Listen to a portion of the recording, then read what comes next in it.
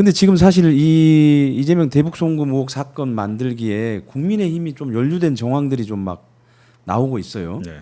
그러니까는 뭐 윤석열 대선 캠프 언론 특보였던 윤정식이라고 하는 분이 그 아까 얘기한 조경식 그 부회장하고 통화한 내용도 있었고요. 네. 그 다음에 또 권성동 의원하고 통화한 내용도 있었어요. 근데 거기 보면 그 한번 사진을 한번 띄워주시겠어요? 권성동 의원하고 그 조경식 부회장이 그 호텔 앞인가요? 네. 예, 호텔 앞에서 그 묘한 장면이 잡혔어요. 예, 그 사진 한번 좀 띄워주시면 예. 근데 보면은 거기 참 그 권성동 의원이 하는 말을 보면 조 회장하고 나하고 한번 좀 보죠. 사람 이름 액수는 얘기 안 하더라도 조 회장은 다 알고 있으니까 여기서 조 회장이라고 하는 거는 뭐 그분 얘기 조경식 부회장을 가리키는 거겠죠. 예. 그리고 이제 김성태 회장이 이제 그 조경식 부회장한테 보낸 문자를 보면 4시에 권과 배 통화시킨다더니만 또 조용하네요. 주둥이로 내 피 빠는 게 좋나요? 야, 참 그 이 말이 아니 문장이 아주 기가 막혀요. 전주 나이트파 출신으로 알려져 있죠. 김성태 회장 전주 나이트파 출신. 네. 아니 이게 그러면은 그러니까는 권성동 의원하고 배상윤 회장 통화시킨다는 얘긴데. 그렇죠. 그러면 이거는 도대체 뭘까 이제 그래서 궁금하잖아요. 예. 가장 간단한 방법은 김성태 회장이 만세를 부르는 것. 그게 만약에 이제 본인이 겁나서 못하겠다고 하면, 근데 어차피 배상윤 회장이 만세 부르면 김성태 본인도 수사 다시 받아야 돼요. 그렇게. 지금 아까 검사들 포함해서 그 수사하면 전면 재수사인데 김성태 회장은 그럼 진술 처음부터 다시 해야 됩니다. 그러니까 본인이 뭐 좀 겁은 많이 나시겠지만 지금이라도 진실을 얘기하시면 이게 많은 사람들이 편해진다. 김성태 회장이 우리 검찰 개혁의 트리거가 된다면 그 부분은 김성태 회장은 우리 칭찬해 줘야 됩니다. 그렇죠. 그렇죠.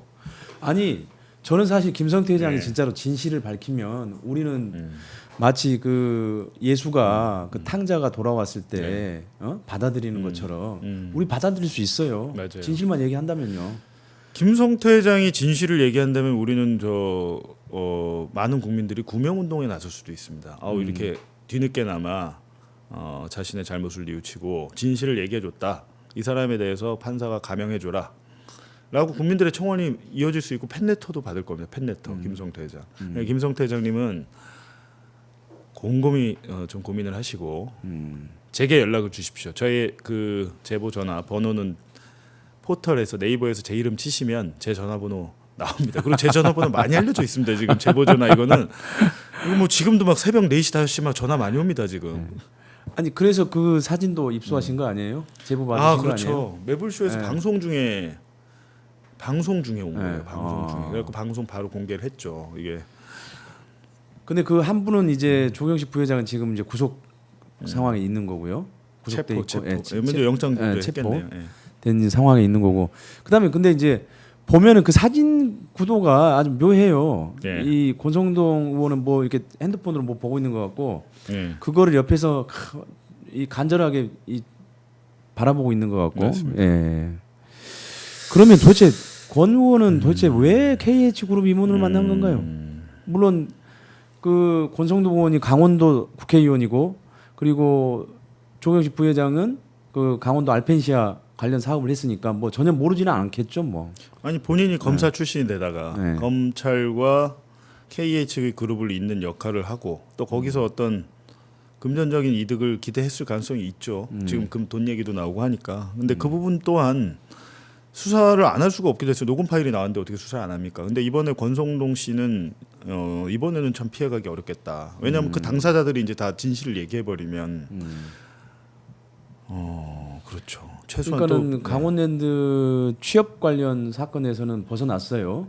그건 뭐 법원에서도 네, 무죄를 또 그거는 뭐 판결하고 본인의 하면서 그것도 뭐 어떻게 보면 실력이긴 한데 그것도 실력이긴 한데 되게 아니요 검찰이 네. 사실 제대로 수사하는 걸 안 올린 거죠. 하여튼 뭐 그분은 강원도 강릉 쪽에서 왕이라고 하더라고요. 왕이죠. 이철규, 권성동 그냥 뭐 왕처럼 산다고 하는데 우리 정치가 바뀌려면 강원도에서도 그렇게 하면 그거 안 뽑아줘야 되거든요. 근데 아마 윤석열 때 윤핵관이라고 불렸던 사람들을 제대로 한번 좀 검찰이 인지를 좀 해보면 아마 제가 봐서는 아마 깜짝 놀랄 만한 일들이 많이 나올 겁니다. 아마. 하도 뭐 적폐도 많고 해서 좋아한데 대표적으로 몇 명 있죠. 권성동, 이철규, 윤한홍은 지금 건진법사 하고 연결돼 건에 있고. 지금 연루가 네. 돼 있어서 아마 사법 처리가 전 될 거라고 보고요. 이철규 의원도 마찬가지고 권성동 의원은 이 건에 많이 돼 있으신 것 같아서 시간 문제인데 마찬가지로 이제 이게 가만히 있는다고 뭐 검찰이 이건 아니면 뭐 정치권에서 이걸 뭐 어떻게 하진 못하잖아요. 그러니까 언론의 역할이 굉장히 중요하죠. 이거를 이제 사람들한테 이런 일이 있고 이거 되게 중요한 일입니다라고 우리가 이제 많이 알리면 국민적인 요구가 있어서 니네 뭐 하고 있는 거야라고 해야 뭐 상설 특검을 하든지 특별 수사팀을 만들든지 해서 조작 수사한 검사들을 잡아 체포해서 구속해서 기소할 수 있겠죠. 그래서 뭐 거기서 검사 2-3명이 구속 기소가 되고 어떻게 어떤 동기로 누구의 지시로 사건을 조작했는지 대북 송금 이재명 방북 비용으로 어떻게 만들게 됐는지 그 전모가 밝혀진다면 대다수의 국민들이 야 검찰 이거 이대로 놔두서는 안 되겠네라고 그렇죠. 생각해볼 수 아주 있겠죠. 중요한 네. 검찰 개혁의 불쏘시개가 될 수가 맞습니다. 있는 게 예. 제가 그 단어가 생각이 안 나요. 불쏘시개. 네. 아니 진짜 그게 될 수가 있어요. 네, 네. 대북 송금 사건이 어떻게 조작이 됐는가 드러나면 정말 좋은 불쏘시개가 될 수가 있죠. 근데 배상윤 회장 발언 이후에 이제 민주당이 정치검찰 대북 송금 의혹 조작 재수사 TF를 구성했어요. 문제 이것이 이제 그 재수사가 만약에 이루어진다면 좀 어떤 점들을 진실 규명을 해야 된다고 보세요? 어디서부터 이게 틀어졌는지 그게 참 궁금하더라고요. 이제 그 대북 송금 검찰 수사 기록 증거 기록이죠. 정확히는 수사 기록 기록이란 것은 수사하면서 만든 문건들이잖아요. 네. 그게 100이라면 재판에 넘기면서 그 100을 다 내지는 않습니다. 자기들이 취사 그렇죠. 선택을 해서 일부를 내기 때문에 이제 지금 밖에 도는 건 뭐 그 수사 기록이라고는 하지만 대부분 이제 그 피고인들한테 제공된 증거 기록들이 많죠. 근데 어쨌든 일부만 보더라도 사건이 확 뒤집히는 그 터닝 포인트가 나오거든요.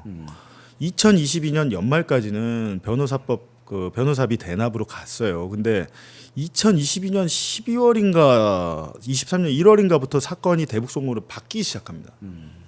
바뀌기 시작해요. 그게 바뀌는 이유에 대해서 왜냐하면 쌍방울 당시 조사를 받은 임원 저랑 인터뷰할 때 뜬금없이 갑자기 방북 비용으로 바꾸더라 수사 방향을. 본인들은 이제 조사를 막 계속 끌려가서 받으니까 하다 안 되니까 그 사람은 느꼈다는 거예요. 아 이거 방향을 완전히 바꿨구나. 그러니까 그 바뀌었다면 그냥 바뀌지 않았을 거 아닙니까?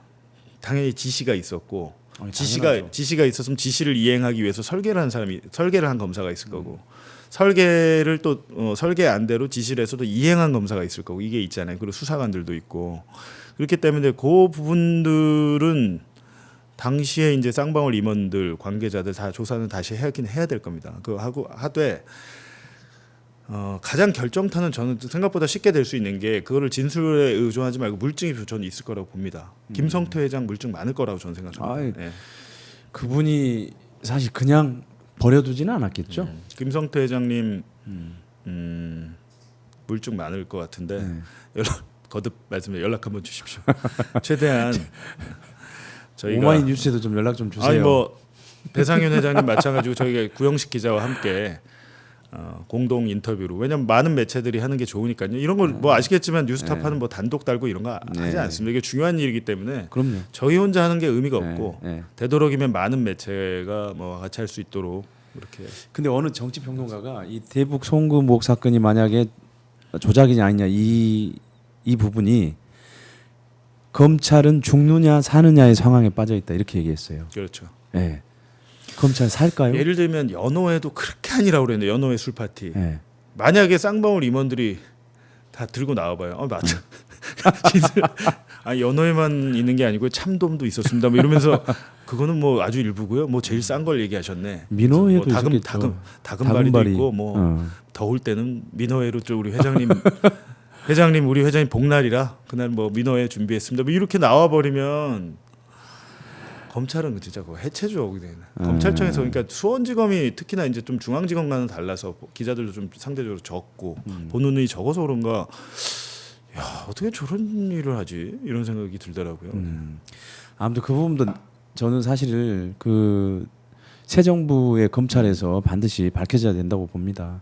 그 마지막으로 네. 최근에 어제 검찰 첫 인사가 났지 않습니까? 이재명 정부에. 그동안 뭐 검찰과 관련된 여러 사건들을 취재해온 기자로서 좀 그 인사가 좀 어떻던가요?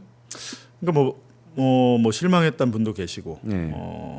뭐 평가는 다양하더라고요. 근데 저는 그냥 대통령실도 그렇고 장 차관 인사도 그렇고 뭐 당연히 언론으로서 검증하고 정말 부적절한 인사다. 뭐 특히 오광수 민정수석 그 지명자는 차명부동산 그런 뭐 차명대출까지 나와서 결국에는 언론에서 이렇게 해서 스스로 이제 물러났잖아요. 그건 되게 중요한 일입니다. 언론이 검증해서 보다는 건데 다만 너무 생트집 잡기로 그 좀 생트집을 잡는 측면들은 분명히 있다라는 거죠. 보면 저는 가끔 보면 그런 생각을 해요. 그래갖고 저희도 뭐 관련 검증 보도를 하긴 있습니다만 최대한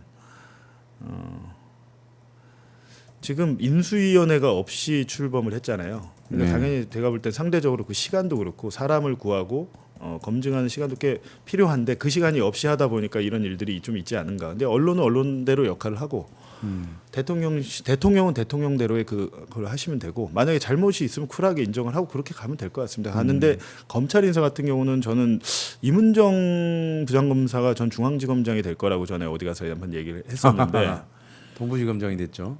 근데 아마 지금 차장검사 이제 기수로는 높으신데 지검장 하실 저건데 이미 이제 늦게 된 거죠. 그렇죠. 이미 늦었는데 단계가 있지 않을까라는 생각을 합니다. 단계가. 왜냐하면 이제 결국에는 이제 그 검찰을 해체해서 공소청, 기소청을 분리한다는 전제하에 가는 거잖아요. 그거는 1년 후에 될 것 같습니까? 아닙니다. 제가 볼 때 6개월 안에 될 수 있습니다. 그러니까 이문정 동부지검장의 인사는 길어야 제가 볼 때 6개월이다. 거기서 이제 새로운 공소청의 기소청 생기면 이문정과 같이 윤석열과 싸웠던 검사들이 중용이 될 가능성이 있겠죠. 근데 생각해 보시면 만약에 이제 다 이건 친윤이네 아니에요. 그럼 친윤의 기준은 어디까지지? 반윤의 기준은 어디까지지? 이런 생각은 좀 해봐야 되는 거죠. 그리고 이제 공직사회 특성이란 게 금방 또 바뀝니다, 애들이. 권력자의 편에 이렇게 잘 서는 애들이 있어요. 근데 그렇다고 해서 이 모든 애들을 다 배제해가지고 그럼 저기 어디 시골에 있던 누구를 올려가지고 중앙지검장을 시킬 수는 없지 않나. 그렇게 되면 무슨 문제가 발생하냐면 반윤도 아니고 친윤도 아니고 그냥 가만히 있던 사람이 어부지리로 그 자리에 가는데 문제는 이 사람이 능력이 없는 겁니다. 수사 능력도 없고 기획 능력도 없고 리더십도 없는 사람이 그 자리에 앉을 가능성이 있어요. 문재인 정권 때 반면교사 해보면 되지 않을까요?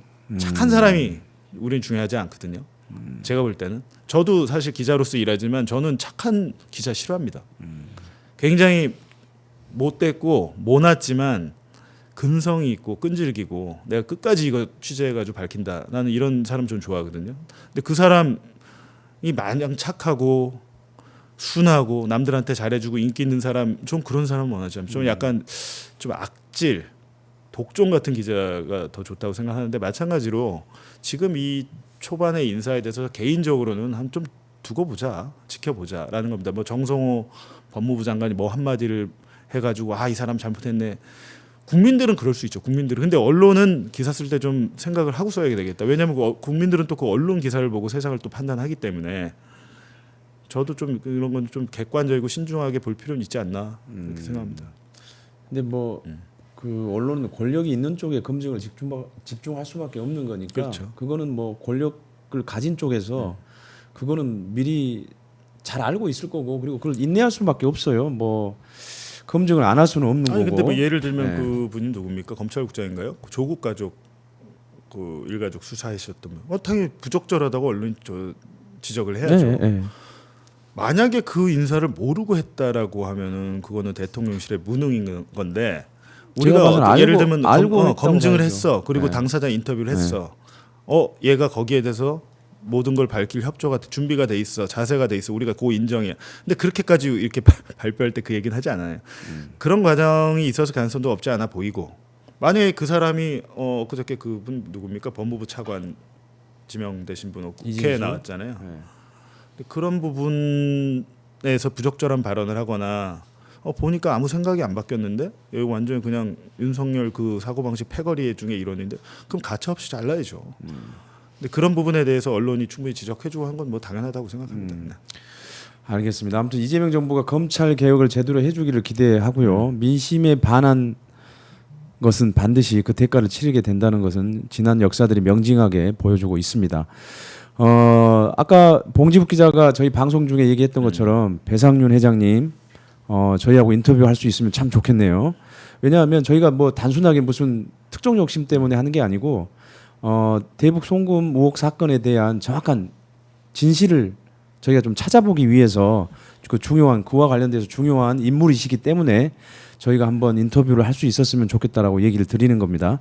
저희도 아무튼 노력을 해보고요. 아무튼 또 혹시라도 배상윤 회장님을 인터뷰하게 되면 그때 또 다시 저희가 또 여기서 방송을 하도록 하겠습니다. 그 영상 썸네일에 적으세요 그렇게. 그 구영식 기자 전화번호 거기다 적으세요. 아마 배 회장님 네. 연락 주세요. 네. 010 뭐. 이거 아무튼 그렇게 할 것 같아요. 그거 괜찮아요. 그러면 뭐 저기 봉 기자님 전번도 같이 그럼 공개를 할까요? 뭐 제 번호에 많이 알려져 있으니까 이제 뭐 괜찮죠, 이제 그러면? 우리가 합동 취재를 할 테니 캄보디아에 계신 뭐 캄보디아로 가고 베트남에 계신 베트남을 갈 테니까. 네, 알겠습니다.